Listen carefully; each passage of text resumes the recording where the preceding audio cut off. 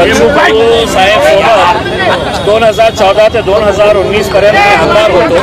आणि त्यांच्या लढण्याचं जे स्टाईल आहे, जे प्रमुख मुद्दे जे कोणीही विधानसभेमध्ये घ्यायला तयार नाही, बोलायला तयार नाही आहे, त्या मुद्द्यासाठी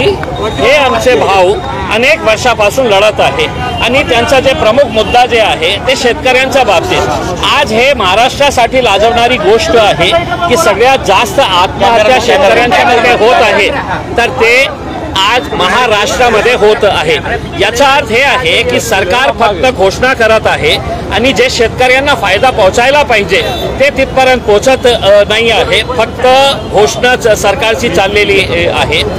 अपंग लोकांसाठी तुम्ही काय देत आहे, ते कशा आपला जीवन जगत आहे, त्यांच्यासाठी ते 6,000 रुपये मानधन देण्याची जी मागणी आहे, माझी तर अशी मागणी आहे की 6,000 रुपयेमध्येही काही होत नाही, कमीत कमी 10,000 रुपये। पण आता बच्चू कडू साहेबांनी हे जे मागणी केलेली आहे की कमीत कमी 6,000 रुपये तर करा।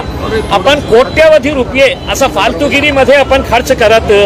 आहे आणि हे जे लोक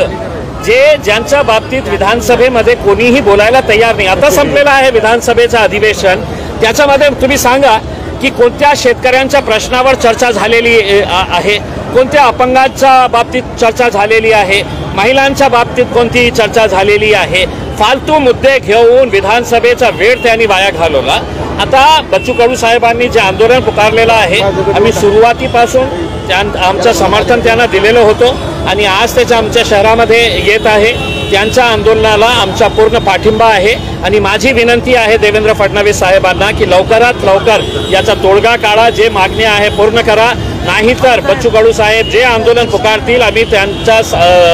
त्यांना पाठिंबा देऊ आणि हे आंदोलन कशा प्रकारे तीव्र करता येईल याच्या बाबतीतही आम्ही त्यांना सहकार्य देऊ।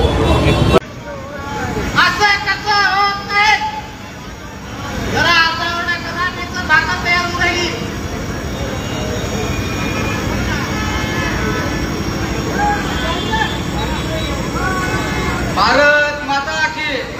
भारत माता की।